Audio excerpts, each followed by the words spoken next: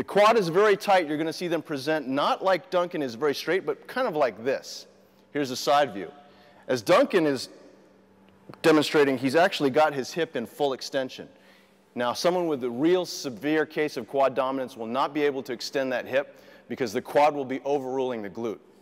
So from here, I've got Duncan with his foot dorsiflexed, and I'm going to bring it such that it's right behind his toe, or rather the toe right behind his knee.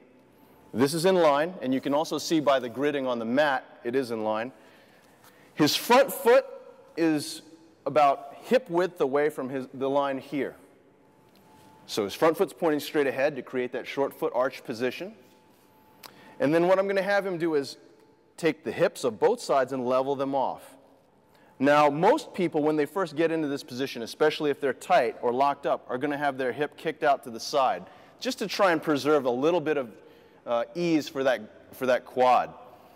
Unfortunately, as you can tell, he's slanted this way and kicking his hip out to the side. So what I want him to do is drop or hinge this hip down. Both hips are facing flush forward, perpendicular to the line of his leg. Both ASISs are nice and parallel to the ground. And you'll notice that in doing this, he's centering more of his weight over that base knee.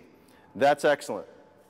From here, we want to relax the arm so he's not winging out like this, letting all the extra tension aside from the spine drop away from the body. From the knee, the hip, the shoulder, and the head, he's got a nice vertical line. So I'm going to ask Duncan to get out of that posture for a moment and give you a side view facing that way, please. Again, same knee down. So his foot and his knee are on the crease. Nice measuring cue there. His front foot is out in front. He's got his knee, his hip, his shoulder, and his head aligned vertically, as you can see. I'm going to have him drop this hip down a little bit more.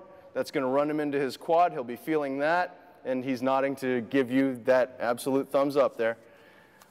And also what this is doing is now that he's forced to stabilize in this position, his adductor on this base leg is working overtime. He'll be feeling that shortly too, if not already. The glute of his support leg is what's driving his hip forward against his quad. Now, if his quads are really tight, he'll be lucky to hold this for 5 seconds. Gradually, you'll build up a little bit more each time, a little bit more strength, and a little bit more flexibility. So this is driving the flexibility or the mobility in the quad, as well as the strength of the glute and the reflexive strength of the adductor.